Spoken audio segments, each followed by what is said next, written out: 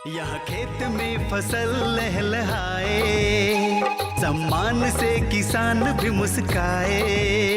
यहाँ बिजली से हर घर जगमगाए, विकास की प्रवाह में मन हर्षाए। शिक्षा है, रोजगार है, विकास की बयार है, सड़क है, अस्पताल है, चाहे खुशियों की बहार है। बिना संगीत के ही थिरके है पाँव,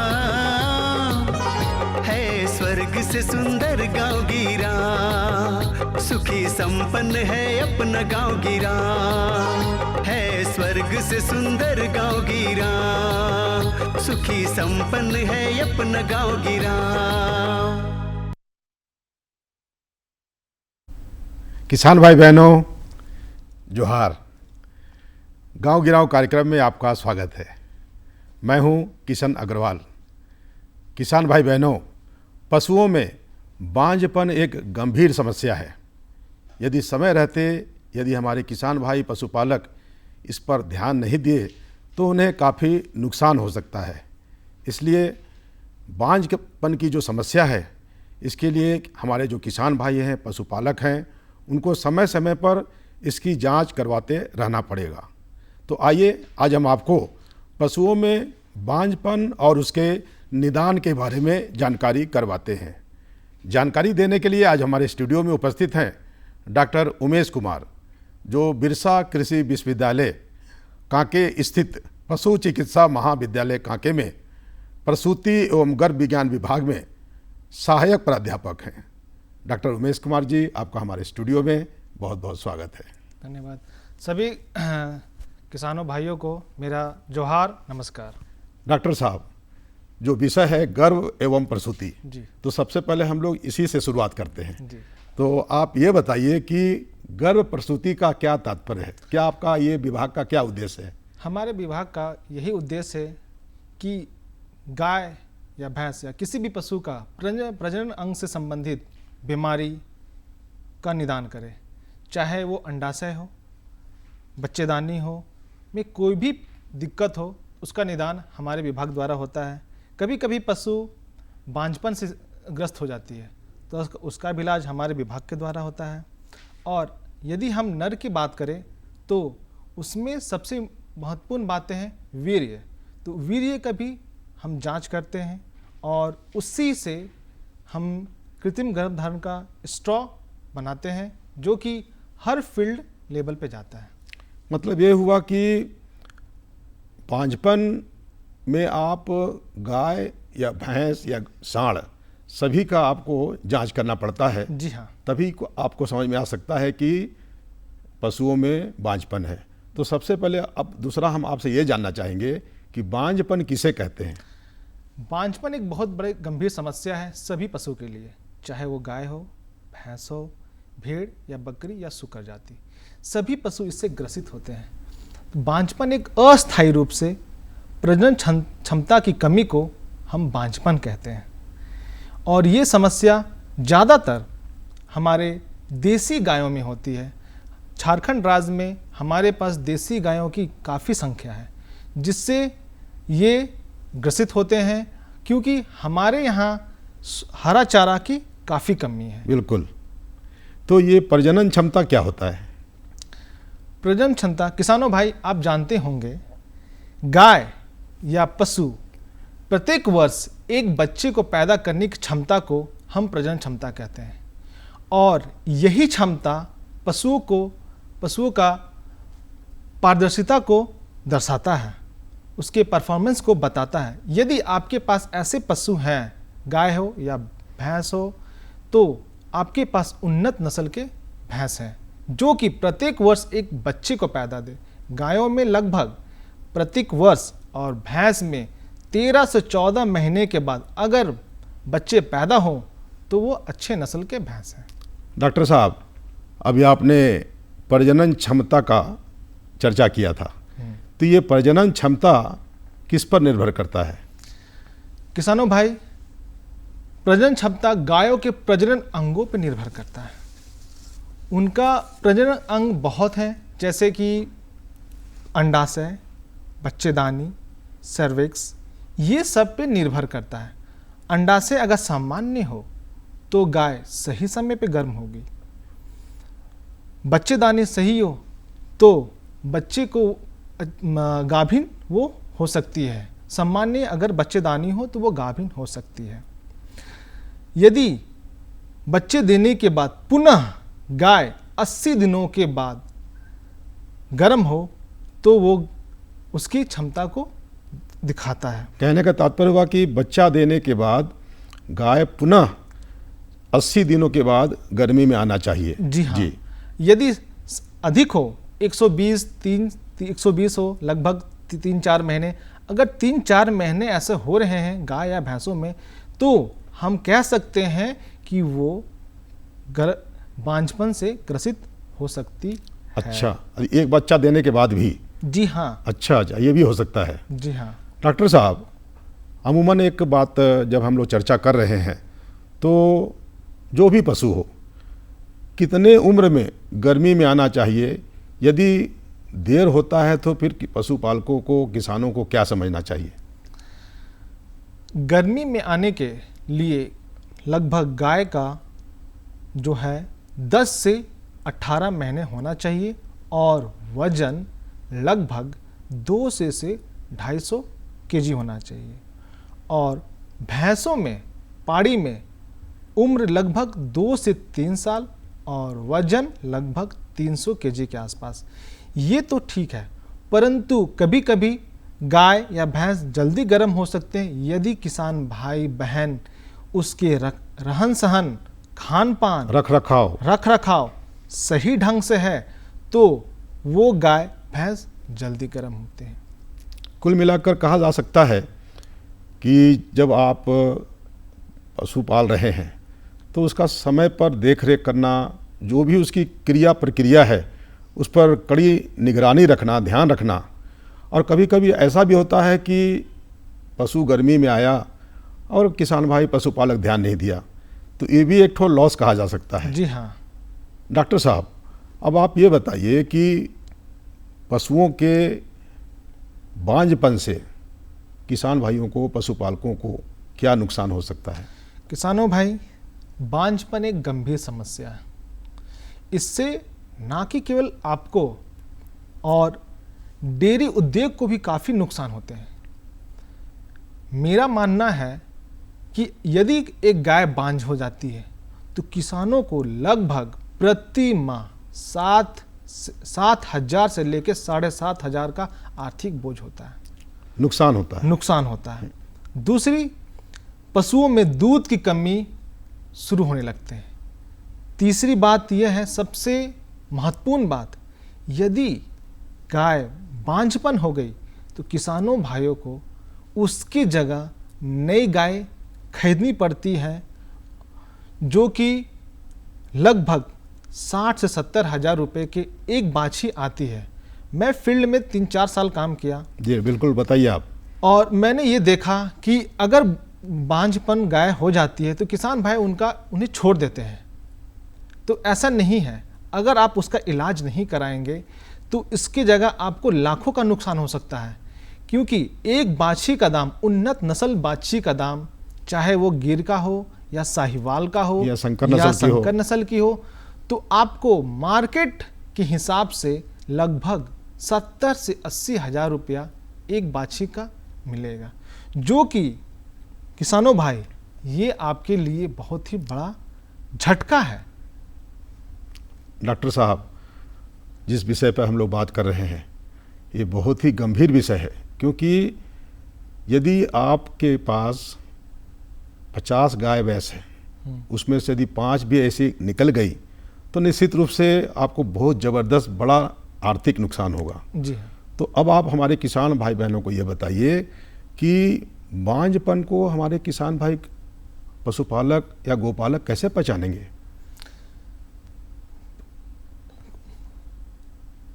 सबसे अच्छा पहचानने का तरीका है, किसान भाई, हम लोग पिछले बार अभी मैंने आपको बताया कि यदि कोई गाय भैंस युवावस्था पश्चात 10 महीने 18 महीने पश्चात और वजन लगभग 200 के बाद भी अगर गाय गर्म नहीं होती है तो वो उनका पहला लक्षण है। अच्छा।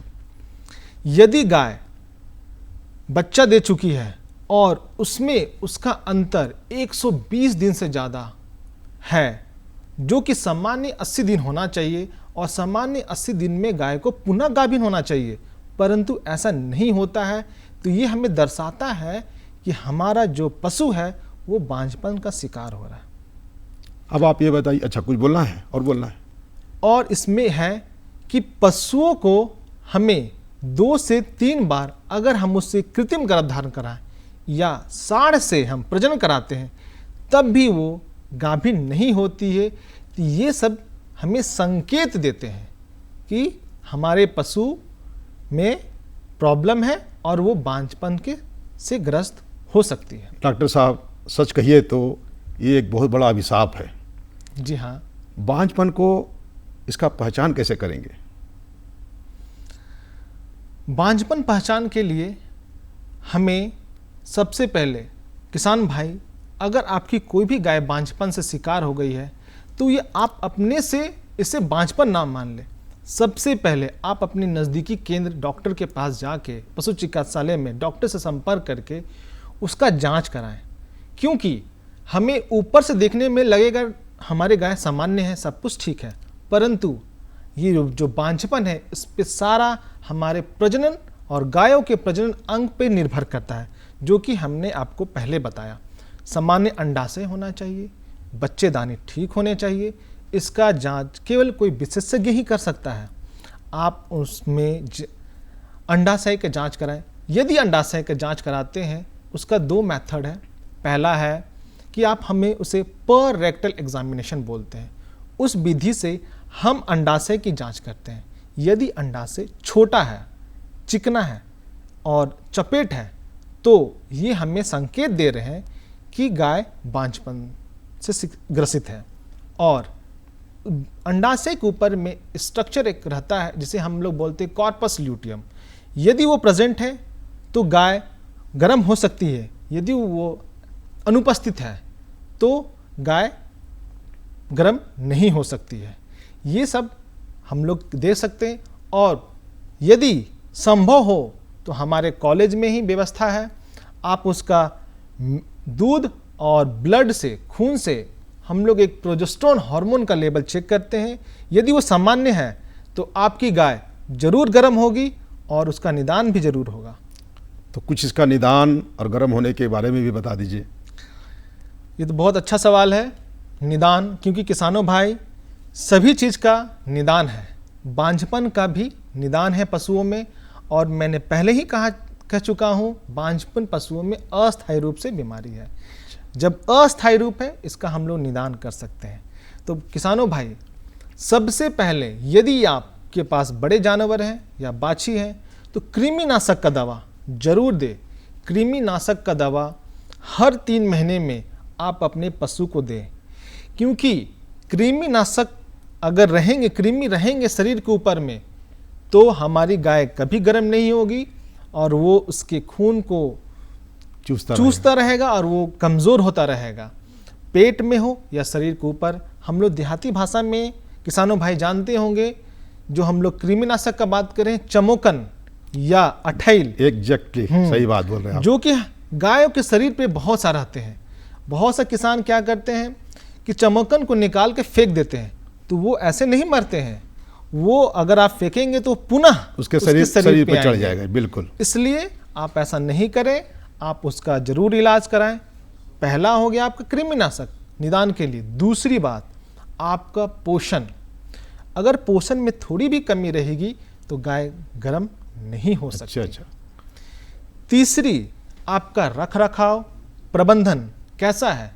मैंने आपको बताया कि मैं फील्ड में रहा हूँ और 2-3 साल काम किया, तो किसानों भाई के पास उतना आय नहीं रहता है कि वो अपने गायों के लिए, भैंसों के लिए कोई अच्छे से घर बना पाए, तो खुले आसमान में छोड़ देते हैं, जिससे या बारिश हो, ठंडा हो, गर्मी हो, इससे गायों में तनाव में पैदा होता है। और अक्सर देखा जाता है डॉक्टर साहब, जब धान की फसल कट जाती है, जी हाँ, तो उसको एक पेड़ पर को बिचाली को रख दिया जाता है और उसी के नीचे गाय बैल को बांध दिया जाता है, चाहे जाड़ा हो या गर्मी हो या बरसात हो। जी, इसी की वजह से गाय तनाव में आ जाती है और जो शरीर में हार्मोन जो निकलते हैं वो सही समय पे ना निकलने की वजह से बांझपन से ग्रसित होते हैं। जी डॉक्टर साहब, अब आप हमारे किसान भाई बहनों को ये बताएं कि एनेस्ट्रस एवं रिपीट ब्रीडिंग क्या होता है। एनेस्ट्रस को हम लोग एक शब्द में कहें तो गर्मी में ना आना।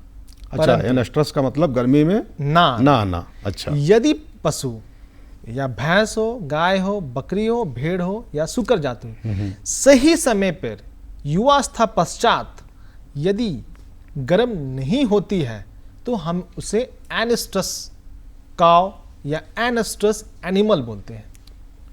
और रिपीट ब्रीडिंग का मतलब होता है पाल ना रखना। अच्छा अच्छा। यदि किसानों भाई को ये मालूम होगा, कभी कभी आप देखते हैं किसानों भाई कि आप अपने गाय या भैंस को 3 बार से ज़्यादा या तो सांड से प्रजनन करवाते हैं या कृत्रिम गर्भधारण कराते हैं। जी जी। परंतु वो पाल नहीं रखती, कंसीव नहीं करती, कंसीव नहीं करे या पाल नहीं रखना। तो उस तरह के गाय को या भैंस को हम लोग बोलते हैं रिपीट ब्रीडर काव। अच्छा, या बफेलो। अच्छा डॉक्टर साहब, एनेस्ट्रस के क्या कारण हैं, क्या क्या कारण है? एनेस्ट्रस या गर्मी में ना आना किसानों भाई, इसके बहुत से कारण हैं, एक कारण नहीं है, बहुत से कारण हैं। सबसे पहला जन्मजात दोष। अच्छा अच्छा। जो कि लाइलाज है, जिसको हेरिडिटी बोलते हैं। हाँ, हेरिडिटरी कंजेनिटल डिफेक्ट बोलते हैं। अच्छा अच्छा। जो कि गायों में हो सकता है जन्म के साथ आया हो। अच्छा अच्छा। उसका कोई इलाज नहीं है, पहला ये कारण। दूसरा है कि हमारे पोषण में कमी की वजह से खाना पीना असंतुलित पशु आहार देना। तीसरा है, असंतुलित के पहले हम आपसे पूछ लेते हैं कि बिल्कुल संतुलित आहार देना चाहिए। जी हाँ जी, उस पर हम लोग आगे बताएंगे संतुलित पशु आहार क्या है। हाँ हाँ। उसके बाद परजीवी का रोग, मैंने आपको भी बताया। हाँ। परजीवी का रोग अगर वो पेट में हो या शरीर के ऊपर हो, परजीवी और बाह्यजीवी। हाँ जी। तो वो सारे स्ट्रेस देते हैं जिससे वो गर्म नहीं हो। जी जी। एनेस्ट्रस में आएगी। और लास्ट है आपका हार्मोनल इम्बैलेंस। अच्छा। इन सब की वजह से हमारी गाय नहीं आती। और सबसे मुख्य कारण आपका है अंडाशय का रोग। यदि आपके गायों में अंडाशय का रोग होगा तो वो गर्म नहीं होगी। 3 तरह का अंडाशय का रोग हमें मिलता है। पहला हो गया गर्मी में ना आना, अंडा छोटा हो जाना। दूसरा, अंडे के ऊपर पानी भर जाना। और तीसरा है कि वो पाल नहीं रखेगी। ये सब कारण है बांझपन का। अच्छा, अब एनेस्ट्रस के लक्षण क्या क्या हैं, इसके बारे में बता दीजिए। एनेस्ट्रस के लक्षण 2-3 हैं जिसे किसानों भाई जानते हो, क्योंकि वो दिन भर अपने गायों के पास रहते हैं। यदि गाय सही समय पे गर्म नहीं होती, युवावस्था प्राप्त करने के पश्चात भी गर्म नहीं होती। पहला, बच्चे देने के बाद पुनः ऋतु चक्र शुरू नहीं होना, ये भी एक लक्षण है। यदि गाय में के बच्चेदानी में मवाद भरा रहेगा तो गाय एनेस्ट्रस में रहेगी। यदि गाय गाभिन है तभी वो एनेस्ट्रस में रहेगी। अच्छा अच्छा। ये सब उसके मुख्य कारण है पहचान के लिए एनेस्ट्रस का। डॉक्टर साहब, एक बात आप भी देखते होंगे और सभी देख रहे हैं कि जहाँ जहाँ सब्जी बाजार लगता है वहाँ आप देखते होंगे कि बहुत सारी गायें जो सब्जी का पत्ता है वो खाती रहती है वहाँ पर, और लगता है कि बिल्कुल उनका जीवन ही वहीं पर, जीवन चक्र वहीं चलता रहता है। और ये देखकर साफ पता चलता है कि ऐसी गायें जिसके मालिक ने इन गायों को लावारिस छोड़ दिया है। सब्जी बाज़ार के पास पत्ता खाओ, कहीं पानी पी लो और वहीं पर अपना डेरा बसेरा, उनका जीवन चक्र चलता रहता है।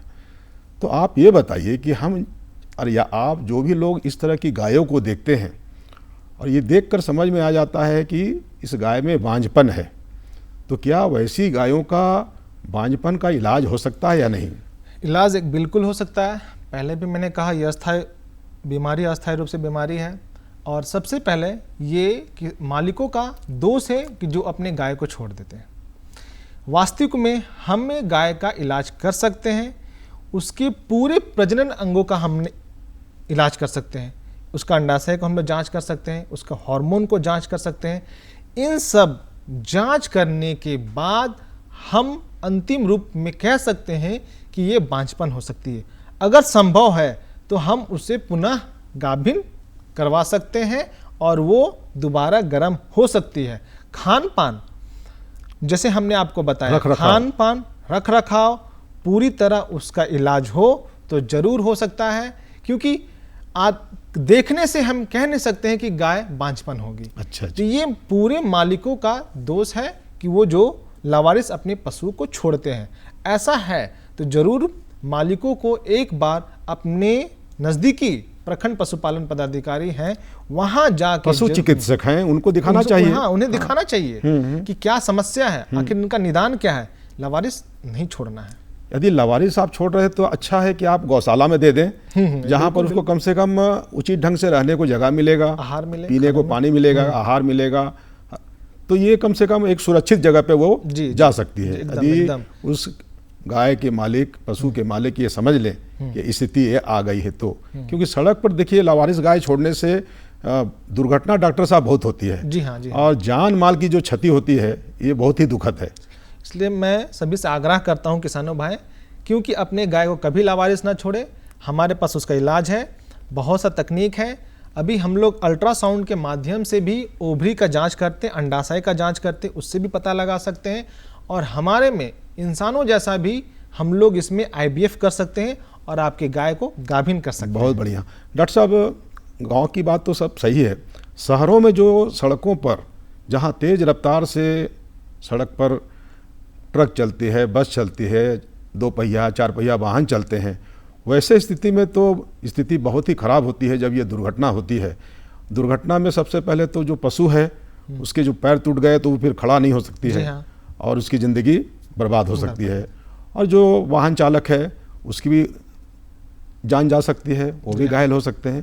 तो ये सब छोटी छोटी बातें हैं जिस पर लोगों को ध्यान देना चाहिए। जी हाँ। कि यदि गाय आपकी है, दुधारू भी गाय है, तो उसको भी नहीं छोड़ना चाहिए। हमने तो सड़क पर कई ऐसे गायों को देखा है जो 10-10 लीटर वाली दूध वाली गाय सड़क पर कूड़ा खाती रहती है, पॉलीथीन में से वो जो घर से लोग फेंकते हैं उसको खाती रहती है। तो ये लापरवाही है। इस तरह की लापरवाही से आपको भी नुकसान हो सकता है और वो दुधारू गाय को भी नुकसान हो सकता है, या लावारिस गाय को भी नुकसान हो सकता है। डॉक्टर साहब, अब पशुओं के गर्म होने के लक्षण क्या हैं, इसके बारे में बताइए। पशुओं के गर्म के लक्षण तो किसानों भाई को मालूम ही है। अगर जो साथ में रहते हैं उन्हें पूरी जानकारी इस बात को है। गाय और भैंसों में थोड़ा सा अंतर होता है गर्मी के लक्षण में। गाय अगर गर्म होती है तो वो खाना कम कर देती है, चारा पानी थोड़ा कम हो जाता है, बार बार चिल्लाती है, बार बार पेशाब करती है और दूसरे गायों पे चढ़ने का प्रयास करती है। और सबसे मुख्य है, योनि से स्राव गिरता है जो कि पारदर्शिता रहता है, पूरे शीशे जैसा चमकता है वो। तो हम कह सकते हैं कि हमारी गाय गर्म है। और सबसे बड़ी बात, किसानों भाई को अगर वो स्राव देख रहे हैं तो उस पर हमें ध्यान देना है। क्या स्राव जमीन तक आ रहे हैं? यदि स्राव के लंबे जमीन तक आ रहे हैं, यदि गाय खड़ी है तो, हाँ, अगर गाय खड़ी हो और स्राव लंबे जमीन तक हो तो ये मान लिया जाए कि हमारा गाय गर्म हो रही है। और अगर स्राव उसके पिछले पैर के घुटने तक है, इसका मतलब ये हुआ किसानों भाई कि ये पूरे गर्मी के लक्षण है। इसी समय हमें सांड से पाल दिलवाना है या कृत्रिम गर्भ धारण करवाना है। यदि आप स्राव को उसके वल्वा तक या पूंछ तक लटके हुए देखते हैं तो ये हमें संकेत दे रहे हैं किसानों भाई कि आपके जो गाय है वो गर्म से हट चुकी है, गर्म का लक्षण खत्म होने वाला है। और भैंसों में किसानों भाई इसमें है कि सबसे पहले वो थोड़ा थोड़ा रुक रुक के पेशाब करेंगे। और यदि भैंस दूध देने वाली है तो दूध निकालने के पश्चात 2-3 घंटे के पश्चात उसका थन थोड़ा मोटा हो जाता है। किसानों भाई को लगता है कि दूध और है, बढ़ गया है, परंतु नहीं है। इस समय को हम लोग, ऐसे कंडीशन को हम लोग डोका बोलते हैं। और ये आपके भैंस का गर्म होने का लक्षण है। मतलब कुछ दिन के बाद वो गर्म होगी। और सबसे ये है, यदि भैंस है तो वो भैंसा पे ही चढ़ेगी, पर गायों में क्या है, वो गाय पे चढ़ती है। या किसी अन्य जानवर पे, कभी कभी तो देखा गया डॉक्टर साहब, जो खोलने बांधने वाला होता है उस पर भी उछल जाती है। वो एक्साइटमेंट है, वो गर्म के लक्षण है कि उस पर वो चढ़ जा रही है। तो भैंस केवल भैंसा पे ही चढ़ती है, तो ये ध्यान देने वाली बात है। बहुत से किसानों को ये पता नहीं है कि वो नहीं, इस पे नहीं चढ़ रही है। नहीं, अगर भैंस आपके पास है तो वो भैंसा पे चढ़ेगी या तो नहीं चढ़ेगी, उसका अपना एक कैरेक्टरिस्टिक्स है। पर गायों में है कि वो किसी पे भी चढ़ जाती है, इंसान है तो इंसानों पे चढ़ जा रही है, बाछा बाछी बंधे उस पर भी चढ़ने लगती है। डॉक्टर साहब, यदि पशु गर्म में नहीं आना तो उसका क्या फिर उपाय है? पशु गर्म में नहीं आती है तो उसका हमें अपना जो एनेस्टस जिसको हम लोग बोलते हैं उसका हमको निदान करना है, जो कि हमने आपको पहले भी बता चुका हूँ कि हमें उसके लिए परजीवी के जो भी हैं डिवॉर्मर वो देना है, संतुलित पशु आहार देना है। संतुलित पशु आहार देने से गाय सही समय पे गर्म होती है। और सबसे बड़ी बात है कि संतुलित पशु आहार के अपने फायदे हैं। किसानों भाई, आप अपने पशु को रोजाना संतुलित पशु आहार दीजिए, क्योंकि अगर आप संतुलित पशु आहार देते हैं तो सबसे पहला है दूध की उत्पादन में बढ़ोतरी होगी, दूध की फैट परसेंट बढ़ेगा, प्रजनन अंग मजबूत होंगे, जल्दी गाय गाभिन होगी और रोग से वो लड़ सकते हैं। और संतुलित पशु आहार से पशुओं में ताकत भी आता है। डॉक्टर साहब, ऐसे पाल नहीं रखने का क्या कारण होता है? पाल नहीं रखने का कारण, जिसे हम लोग रिपीट ब्रीडिंग कहते हैं। Repeat breeding? हाँ, रिपीट ब्रीडर काउ या बफेलो बोलते हैं। इसके भी एनेस्टस के मिलता जुलता ही कारण है। पहला है, यदि हमें सही समय पे उसका सांड से प्रजनन नहीं करवाना, और दूसरा कृत्रिम गर्भधारण नहीं करवाना सही समय पे। दूसरा है, यदि हमें सही जानकारी नहीं हो कि गर्मी के क्या क्या लक्षण हैं, यदि किसानों भाई को लक्षण नहीं पता तो वो कब कराएंगे सांड से प्रजनन, तो इसकी जानकारी महत्वपूर्ण है। तीसरा, कभी कभी उच्च स्तरीय जो वीर्य हैं। तो किसान भाई बहनों, आज आपने देखा पशुओं में बांझपन एक गंभीर समस्या है। इसका निदान करना बहुत ज़रूरी है, नहीं तो किसान भाइयों को काफ़ी आर्थिक नुकसान हो सकता है। डॉक्टर उमेश कुमार जी, आज आप हमारे स्टूडियो में आए और हमारे झारखंड के किसान भाई बहनों को बहुत अच्छी और महत्वपूर्ण जानकारियाँ दी। इसके लिए आपको बहुत बहुत धन्यवाद। जोहार।